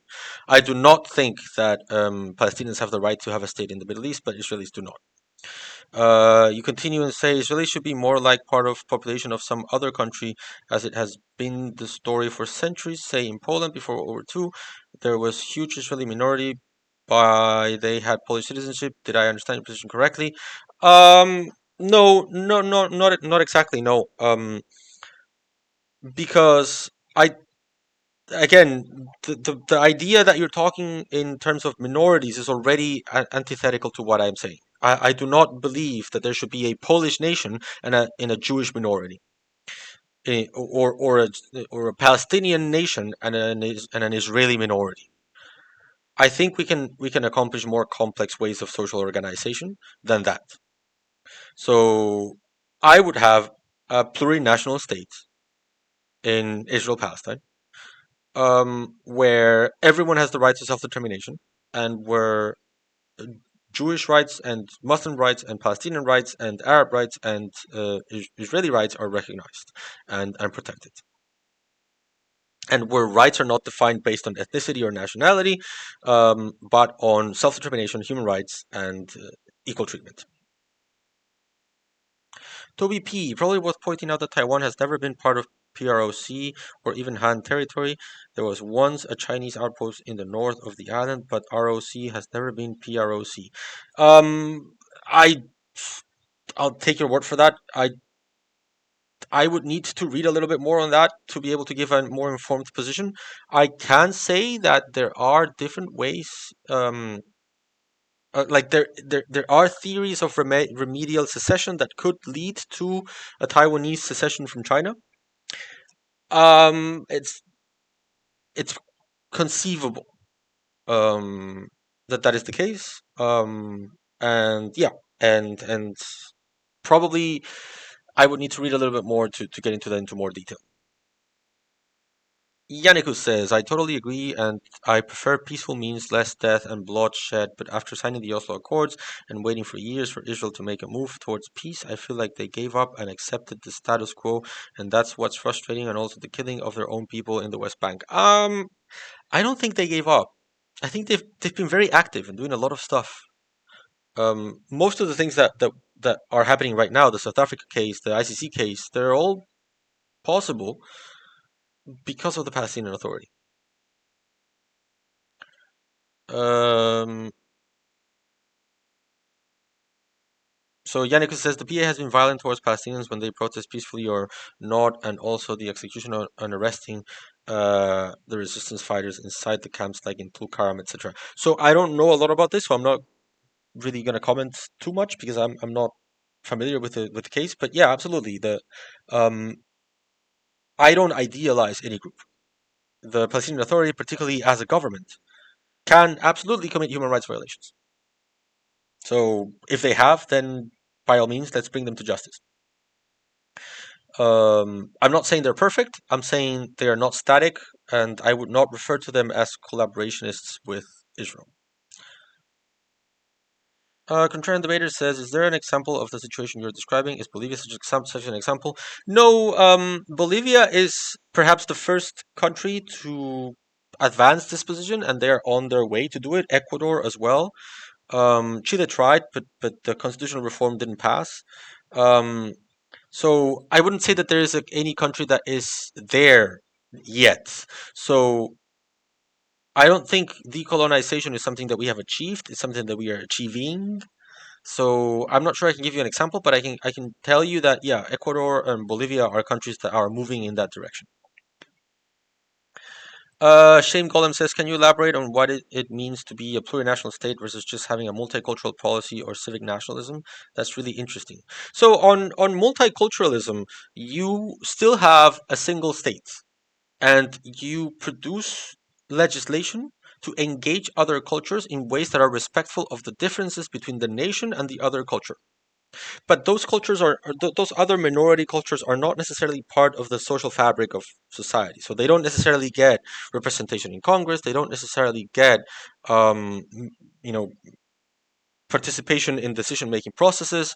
Whereas in a plurinational state, um, these populations will get congressional representation. There will be, say, indigenous ministers. There will be no. So in Latin America, there's a big problem with right of consultation. So whenever the government needs to access resources in indigenous land, they just need to politely ask, and whatever the indigenous population says, then that doesn't matter. The government can still steamroll them over. Under a plurinational state, that would not happen because the rights of the indigenous nation would be as valid as if, say, I don't know, you want to drill underneath New York to get natural resources. That would be practically impossible. So it should be equally as impossible in an indigenous community, unless the indigenous community is going to benefit from the resources that you're going to extract. So it's a reconstruction of the state. I would recommend that you read a Peruvian author that's very good at this. He's called Roger Merino, like Roger Merino, like Roger Merino. I'm gonna actually put it in the chat here. Roger Merino. He's really good at this, and he explains it better than I can. Um, so by all means, check him out. I'm also conscious that I'm about to reach 2 hours, so I probably shouldn't just start on post-colonialism just now. I do have a video on post-colonial theory, Shane Golem, so where I explain this in more detail. So if you want to go, I think it's still on Twitch, but otherwise go to my YouTube channel and you can find it there, and you can watch what I mean by a plurinational system. Okay. Um, so contrarian debater, yeah. You can check the. So I recommend two things. Number one, you can go to the YouTube channel and check the video on post-colonial theory, where I discuss these ideas in more length. You can also read Roger Merino's work. You can read Silvia Rivera Cusicanqui, who's I'm gonna write it as well. Silvia Rivera Cusicanqui, who is a Bolivian Aymara person. Also Fausto Reinaga, who's also indigenous Bolivian. You can read all that. And then, if you're interested, come by the Discord group. We have a Discord server, and we can engage further on this. Because, yeah, I also find it very interesting. I'm glad you find it interesting, actually. Because I think it's a good solution, and it's not very much discussed. SV5679 says, why did Oslo Accords give Israel control of telecommunications? Was it because the internet was not yet invented and didn't seem like a big concession? I don't know. I honestly don't know. Toby B says, I suppose Northern Ireland under the Good Friday Agreement is a plurinational state by design. Yes, I love the Good Friday Agreement because of that. So what the Good Friday Agreement did was it removed the border between Catholics and Protestants. So what's the Protestant area? What's the Catholic area? Doesn't matter. It really doesn't matter. Make Ireland whatever you want. Live however you want, wherever you want in Ireland, and stop fighting. That's the Good Friday Agreement. Oh, and here's the Human Rights Court for you to protect your rights. That's the Good Friday Agreement. It's a very post nation state solution. So you have Belgium, you have the UK, you have Ireland as countries that have more than one um, nation within the organization of the government, uh, with more or less good, perfect results. But like, yeah, it is possible to have like more than one nation in your state. Um, Average water drinker says to me, it's really bleak that most Western discourse evolves around the two-state solution instead of overcoming such nationalist approaches. I agree with this in the form of a one-state solution. Do they not recognize the inherently necessary violence that would be required in order to enforce the two-state implementation? I actually agree. I agree with that. Jartov says, I hate this idea that treating Palestinians as human beings means that Israelis are giving anything up. I agree with that. Pulling the knife out halfway does even begin to heal the wounds. Toby B says, seems the two-state solution is based on earlier colonial partition ideas based on around ethno-state, India, Pakistan, Ireland, Northern Ireland, and other fairly unsuccessful British projects. Yep. Absolutely. I think nationalism is a blight on the world. The idea that the nation state is the way to keep people secure is also insane because the nation state is a violent project. I agree. I'm agreeing with you guys a lot. Contrarian debater says, is it fair to say that a single state solution would only work under a goodwill of the people? Because I would imagine who is in power would always have desire to abuse that power. As to me, such is the human nature. I mean, not just goodwill, right? This is one thing I hate about the American system, the U.S. system, because it is designed for a system of like perfect beings that everyone acts in good faith with no checks and balances. So like, does Trump need to present his tax returns? I don't know. Does he? We don't know. Maybe. Can the president declare war without the Senate? I don't know. Maybe. Can he? I don't know. Perhaps. Can he put children in cages? Yeah, maybe. I don't know. Maybe. Perhaps. I don't like that. I believe in constitutional arrangements that set protections in stone with independent judiciaries and international observation and international protection. And yes, this might involve peacekeeping forces. This might involve international tribunals. It might involve like hybrid international domestic, entities being created. Whatever is needed. However weird this one state ends up looking, however unique, it doesn't matter. What matters is that it keeps Jewish people, Muslims, Israelis, Palestinians safe. I don't care how it looks like. I don't care what we need to do, how we need to arrange a constitution to make that happen. Let's just make it happen and keep people safe. Oh, I'm glad that you finished your Discord, your homework, Chief Steve, thanks for sharing the Discord group. Um, okay, you guys want to talk about Taiwan and Bosnia and Israel Palestine? It's just that's too much for my poor brain. Okay, guys, I'm done with the chat. Amazingly, my brain is fried too, Chief Steve. Um, so also to a degree that this average water drinker says the dissolution of apartheid South Africa proves the viability of a one-state approach. I agree with that. Um, but okay, so thank you so much for being with me for these 2 hours. I really appreciate it. My brain is fried, so I'm just gonna stop the stream now. I hope this was useful, productive, interesting. That it I don't know, tickled your brain or something, gave you something to think about. That is the point of this stream. That is the point of this community that we're building. Um, Please spread the word so that we can have more followers. We are, let's see our goals. We are at 344 followers, so our new goal is 340 followers, and we need one more sub to get to our goal of 10 subs. So hopefully, we can get more subscribers and more followers so that the channel can keep on growing. Um, I am extremely happy with the way this is working. I'm really happy that we have a community that is, so interesting, and we can have like sometimes intense disagreement. Like I think today who were they? Contrarian debater and who was it? The other guy. I seem to have lost him. Um, Fax Monkey. So I think Fax Monkey and Contrarian Debater made interesting points. I'm very happy that you guys pushed back. Hopefully, you were satisfied by my answers. And I mean, it gave you a different perspective. So that is the point. That is the idea of this space. Okay. So yeah, spread the word so we can keep on growing as a channel. And thank you so much for spending the past 2 hours with me and for dedicating your Sunday evening with me. Don't forget, we are playing Baldur's Gate on Thursday. Thank you, H2VGAWJ. And thank you, Madalena. And we're playing Baldur's Gate on Thursday. And if something huge happens during the week, I will also do another, stream. Hopefully, we get a rest warrant sometime soon. Um, okay, so well, thank you, everyone. This is great. Shame Golem says this is a crazy high level of engagement for a Twitch channel. I'm glad. I'm glad. Thank you so much. I appreciate it. And thanks, Alice on Fire. I appreciate it. I mean, I try to be responsive to your questions and to your, to your thoughts. So, I'm glad this is working for you guys.